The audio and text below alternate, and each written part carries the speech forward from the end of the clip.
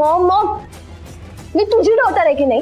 इतकी मंद आहे का मी ना जरा स्मार्ट प्ले केलाय. काय म्हणजे मी त्याला हो म्हटले नाहीये, पण मी त्याला नाही पण नाही म्हटलीये. तू नक्की काय म्हटलंयस ते मला सांगशील का? अगं म्हणजे मी त्याला हो म्हटले नाहीये आणि मी त्याला नाही पण नाही म्हटले. मी त्याला ना कन्फ्यूज केलंय. मी त्याला सरळ सांगितलं, तू तुझ्या पायावर स्टँड कर, म्हणजे देवांश जसा सक्सेसफुल आहे तसा सक्सेसफुल हो. देवांशमुळे सईला कसा त्यांच्या घरात किती मान मिळतो, तो मान मला मिळायला पाहिजे. अगं तुला पण माहितीये ना, त्यांच्या घरात त्यालाच कोणी भाव देत नाही, तर मला काय भाव देतील? आणि तिकडे नुसतं सई देवांश एवढा जॉब चाललेला असतो घरात दिवस. अरे मठ मुली, तुला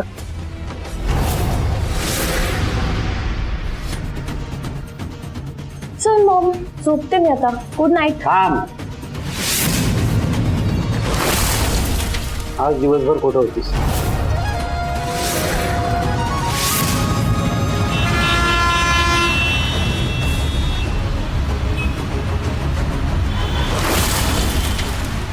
व्हॅलेंटाईन्स डे आपण कोणाबरोबर सेलिब्रेट करतो? की ज्या व्यक्तीवर आपण प्रेम करतो अशा व्यक्तीबरोबर आपण सेलिब्रेट करतो. पण सईचं तर तुझ्यावर प्रेमच नाही.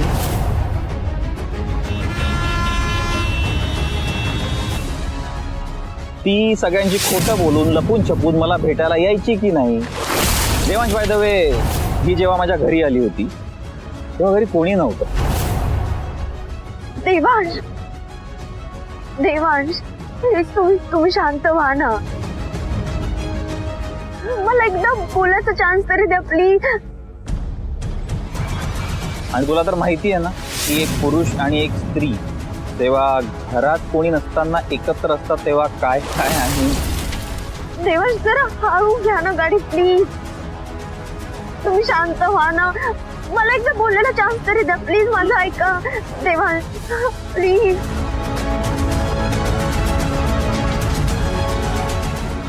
अरे सई पुरणपोळी खूप छान बनवते हा. आणि मी स्वतःच्या हाताने तिला पुरणपोळी भरवली होती. देवांश प्लीज एकदा फक्त माझं म्हणणं ऐकून घ्या ना प्लीज.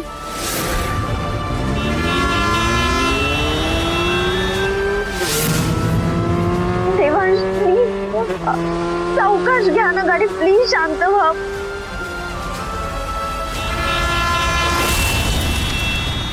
बाहेर गेले होते. मी सांगितलं होतं ना तुला, तुला बघायला मुलगा येणार आहे, घरातनं कुठेही बाहेर जाऊ नकोस. तरी गेलीस तू. मी पण तुम्हाला सांगितलं होतं ना की मला आता मॅरेज करायचं नाहीये. आणि मुळात तुम्ही कशाला उगा स्ट्रेस घेताय? माझं काय आहे ना ते मी बघून घे. ओके? काय बघून घेणार आहेस ग तू? हा, तुला फक्त आणि फक्त स्वतःची किती काळजी आहे ना ते बघतोय मी. दिवसभर बोंबलत बाहेर फिरायचं, कुठली कामधंदे करायला नको तुला. अरे किती दिवस बापाच्या जीवावरती असे बाहेर फिरत राहणार आहेस तू? या वयानंतर पोरांनी आई बापांची काळजी करायची असते, जबाबदारी घ्यायची असते, आणि ही सगळी अक्कल घाण ठेवून फिरते नुसती.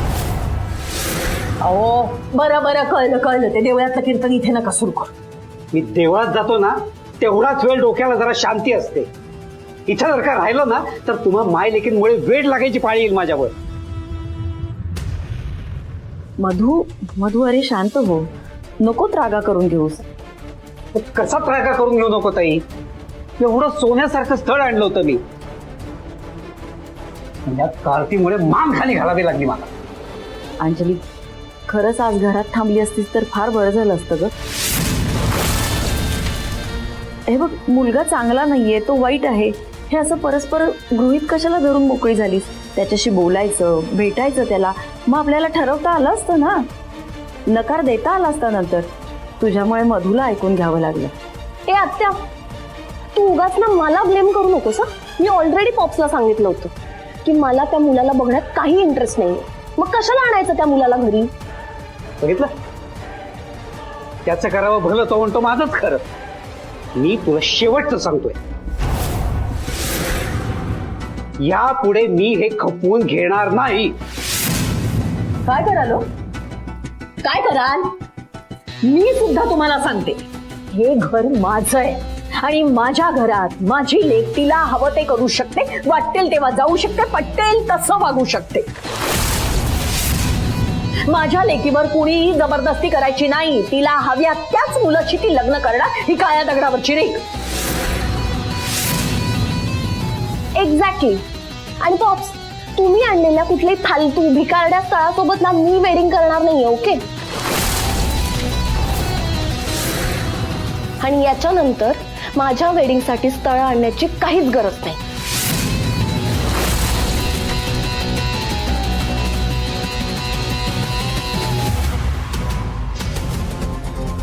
ललिता, ललिता, अगं समजा तुझ्या पोरीला कशी बोलते ती.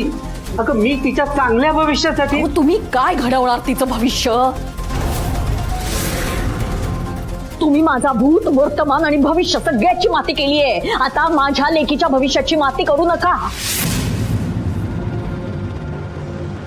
तुम्ही ना शांतपणे जाऊन ते देवळात कीर्तन ऐकत बसा, नाही तर स्वतः करत बसा. आलीच मोठी भविष्य घडवणारी. कुठल्या भाषेत सांगायचं या मायलेकींना? अजून कशी नाही आली ही दोघं? इव्हाना यायला हवी होती.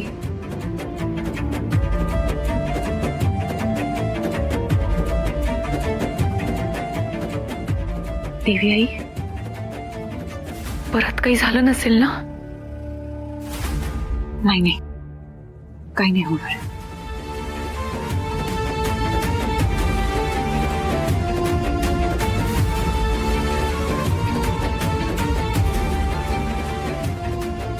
पण एरवी उशीर झाला तर सई लगेच फोन करते.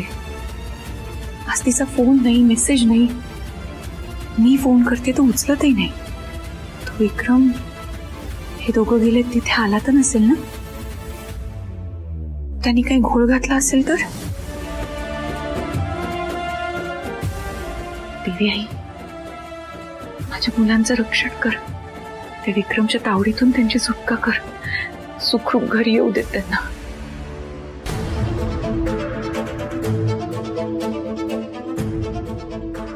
देवा, अरे काय झालं? हे कसं लागलं तुला देवा? अरे काय झालं? काय किती उशीर झाला तुम्हाला यायला? देवा, अरे काय झालं मला सांग तरी. काय झालं? तू रडतेस का? अगं बाई, तुझ्या हाताला काय लागलं? हे काय झालंय सई, मला सांग ना. आई, देवांश ना रागवलेत माझ्यावर. मी सगळं काही तुम्हाला उद्या सांगते. प्लीज आता मला त्यांची समजूत घालायची. मी सगळं नंतर बोलते. प्लीज मला अगं पण काय काय